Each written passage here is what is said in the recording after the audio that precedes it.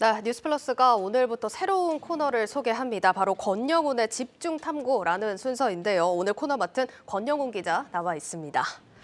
권 기자, 일단 어떤 코너인지 뭘 집중탐구하는 겁니까? 알겠습니다.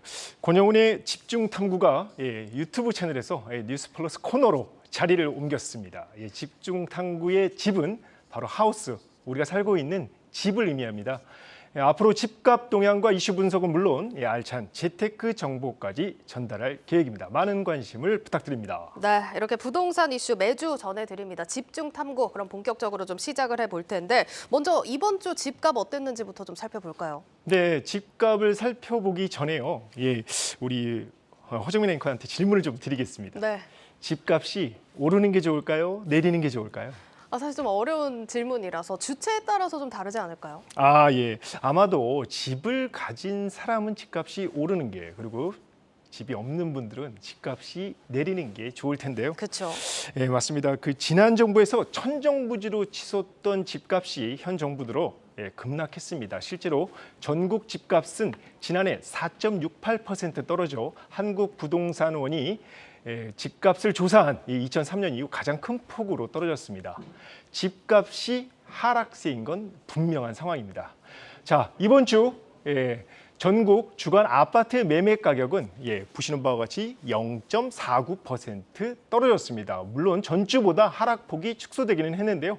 세종과 인천, 대구 역시 낙폭은 축소됐지만 여전히 이들 지역이 대한민국 집값을 하락하게 만들고 있는 겁니다.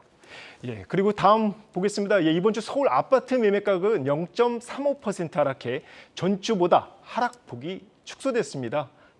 일부 시장 가격 회복에 대한 기대 심리가 작용한 것으로 풀이가 됩니다. 지금 보시면은 강서구가 가장 많이 떨어졌고요. 그나마 성동구나 서초구 같은 경우는 보합권에 머물고 있습니다. 네, 정부가 규제 완화 조치들을 내놓으면서 낙폭은 줄고 있지만 금리 인상 기조로 당분간 집값 하락세는 이어질 것으로 보입니다. 이렇게 지금 집값이 떨어지면서 매매 시장은 얼어붙었고 다들 아시다시피 분양 시장까지도 정말 녹록치 않은 상황이라고 합니다. 최근 기사를 보셨겠지만 미분양이 나는 곳이 이제 지방에서 수도권으로 이 지역이 더 확산이 되고 있는 추세고 단군 이래 최대 재건축이라고 불렸던 둔촌주공 역시 기대 이하의 청약 성적표를 받았습니다. 올해 분양 시장 전망과 청약 전략 한번 살펴보도록 하겠습니다. 권 기자 자리를 옮겨주셨습니다. 네, 맞습니다. 일단 이렇게 대략적으로 우리가 살펴봐도 시장이 확 얼어붙었다는 걸 체감할 수 있을 것 같은데 네, 시장 분위기가 좀 어떤가요? 분양 시장 별로 좋지 않습니다. 네. 일단 국토교통부에 따르면 지난해 말 기준 전국 미분양 주택은 6만 1천 가구로 집계됐습니다.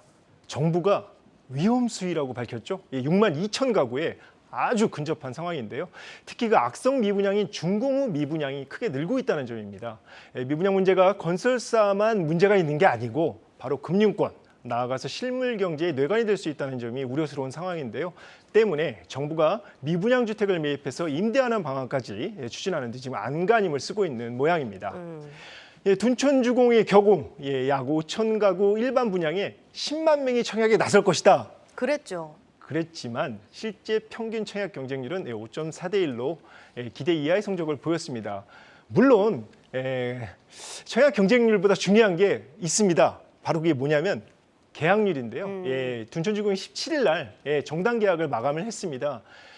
당초 이제 30-40%에 그칠 것이라는 우려와 달리 70%에 육박하는 것으로 정당 계약률이 나왔는데요. 다행이네요. 다행입니다. 그래서 한마디로 좀 숨통이 좀 트인 셈입니다. 예비 당첨 앞으로 이제 예비 당첨자 계약이랑 이제 3월에 이제 무순위 청약 당첨자 계약까지 하게 되면 이제 90% 예를 들어서 더 나아가서 100% 계약이 채워질 수도 있다. 이런 전망들이 나오고 있는데요.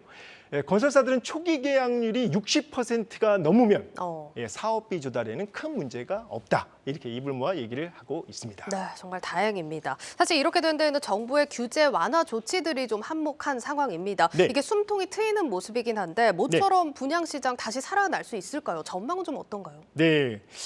사실 1.3 부동산 대책을 두고 시장에서는 이렇게 평가들을 했습니다. 둔촌주공 미계약 사태를 막기 위한 맞춤형 대책이다. 왜 그랬냐면요. 강남 3구와 용산구를 제외하고 전 지역을 이제 규제 지역에서 해제를 했습니다. 1.3 대책에서. 그런데 여기 자세히 들어보면 전매 기한을 수도권 이제 10년에서 3년으로 그리고 비수도권은 3년에서 1년으로 줄었습니다.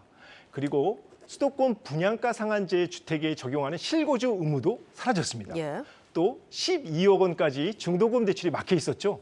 이 기준 자체도 없어진 겁니다. 다 실제에서 사라졌네요. 전매 제한도 없어지고 이렇게 되면은 중도금 대출도 살아나고 하다 보니까 계약률이 당초 예상보다 이제 높아진 거죠. 네.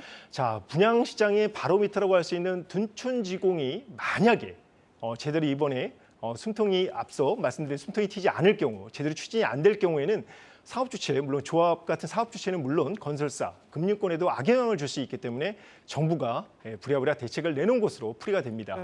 자, 그럼 둔촌주공이 한숨을 돌렸다고 말씀드렸죠. 예. 그러면 분양 시장에는 온기가 돌아야 할 텐데 네. 좀 더 지켜봐야 된다는 의견들이 많습니다. 왜냐하면 전문가들은 청약 수요가 늘어야 한다고 이제 입을 모으고 있는데요. 금리가 올라서 대출 부담이 있는 데다가 집값이 등락을 거듭하면서 자, 적정 분양가. 우리가 건설사가 내놓는 그 분양가 있지 않습니까? 예. 이 적정 분양가가 얼마인지에 대한 시장의 논란이 거듭되고 있습니다. 자, 그래서 전문가들은 수요 확대를 위해서 앞으로는 지금 남은 규제들이 좀 있습니다. 네. 그 규제들을 다 풀어야 한다고 입을 모아 얘기를 하고 있습니다. 인터뷰를 한번 보시죠. 강남 상권과 용산에 있는 규제, 남아있는 규제도 해제해야 되고 토지거래 허가도 마찬가지로 한시적으로 1가구 2주택, 다주택자들도 미분양 주택을 샀을 경우에는 양도세를 한시적으로 물지 않게 하는 그런 제도를 특단의 조치가 일시적으로 파격적으로 해야지 그나마 시장에 시그널이 가는 거지 지금처럼 조금 풀어서는 고금리 시대에서는 쉽게 움직이지 않을 거다. 저는 그렇게 보고.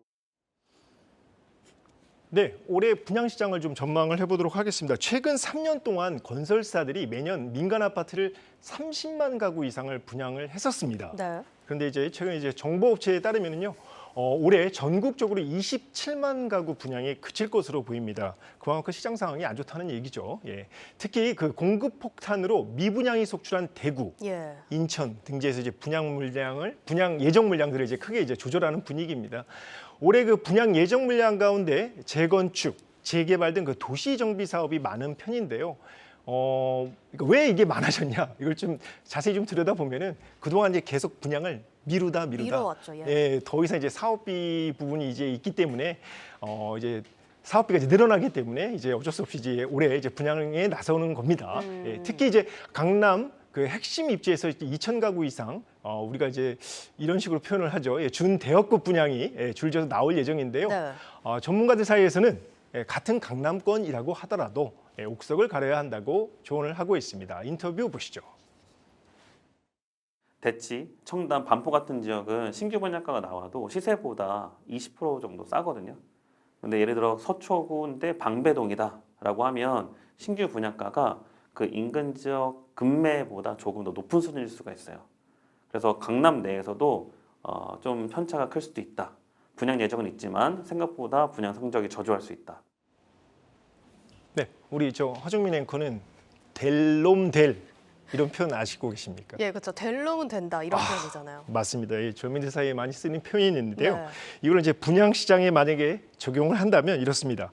자, 입지나 가격 메리트가 있는 분양 단지는 당연히 잘 될 것이고 아무래도 그렇지 못한다면 미분양이 나는 이른바 분양시장 양극화. 올해의 분양시장을 한마디로 전망을 한다면 분양시장 양극화가 심화될 것이다. 이렇게 보고 있습니다. 그러니까 될 놈 되리길 기대를 해봐야겠네요. 네, 맞습니다. 일단 정말 청약 전략을 잘 세우는 게 어느 때보다 중요한 시기인 것 같은데 근데 청약 제도가 워낙 복잡하다 보니까 맞습니다. 당첨자들 중에서도 부적격 당첨자가 많다면서요? 네, 맞습니다. 예, 청약 수요자들에게 이제 청약 전략 팁을 이제 알려드리면은 일단 올해 달라지는 청약 제도를 좀 꼼꼼히 좀 살펴봐야 될 것 같습니다. 예, 먼저 그 무순위 청약 신청 자격이 사라졌고 신혼부부나 그 생애 최초 특별 공급이 미혼 청년에게도 청약 기회가 돌아갑니다. 특히 투기 과열지구 중소형의 경우 추첨제가 신설되면서 MZ세대로 불리는 이제 청년층의 당첨 기회가 늘었습니다. 왜 이 얘기가 나오냐면 그동안에 이제 가점 비율이 높다 보니까 맞아요. 젊은 층들은 당첨될 확률이 떨어진다 이런 예. 얘기들이 많았습니다. 예. 불만의 목소리도 많았잖아요. 맞습니다. 그래서 청년층에는 이런 혜택을 그리고 또 중장년층에게는 중대형 평형에는 가점제 비율을 늘려서 좀 더 유리하게 됐는데요. 이와 관련해서도 인터뷰를 한번 들어보시죠. 투기과열지구는 4개구만 나머지는 다 비규제 지역이 되었기 때문에 결국은 일부는 추첨제가 더 많아진 상황이에요. 그러니까 예를 들어 전용 면적 85제곱 이하더라도 추첨제가 60%가 있고 전용 면적 85제곱 초과면 다 추첨제입니다. 2030 또는 1인 가구, 2인 가구 세대들한테는 너무 당첨받기 좋은 상황이 되었고 네, 민간 청약 앱인 청약 365를 운영 중인 미디미 네트워크스에 따르면 지난해 접속자 10명 중 2명은 2030 세대로 또 청약 부적격자는 5명 중 1명으로 나타났습니다. 그러니까 청약에 대해서 젊은 층들이 관심이 높은데 젊은 층들조차도 청약 제도가 복잡해서 앞으로는 좀 자가진단을 강화하는 청약 시스템 개선이 무엇보다 필요해 보입니다. 무주택자 입장에서는 주택 청약은 일반 매매와 달리 초기 부담이 적은 만큼 합리적인 선택지일 겁니다. 전문가들은 부동산은 타이밍이다. 그러면서 서울 수도권 분양가 상한제 단지는 적극 청약하라고 조언하고 있습니다. 함께 들어보시죠. 작년 5월부터 갑자기 집값이 떨어지기 시작했거든요. 시그널이 오기 시작했는데 갑자기 30-40%가 막 빠져버리잖아요. 그 타이밍에 잘못하는 사람들은 다 폭망한 사람들이거든요. 부동산은 타이밍이다. 일단 분양가 상한제 제도는 한번 그 수도권이나 서울에서 노려볼 만하다. 그 지방 같은 경우에는 사실은 꼭 필요한 경우 아니면 좀 내년 상반기, 하반기까지 좀 기다려볼 필요는 있긴 있어요. 왜냐면 지금 분양가 대비 주변 시세가 너무 빠졌기 때문에. 네, 오늘 여기까지 듣도록 하겠습니다. 집중탐구 권영훈 기자였습니다.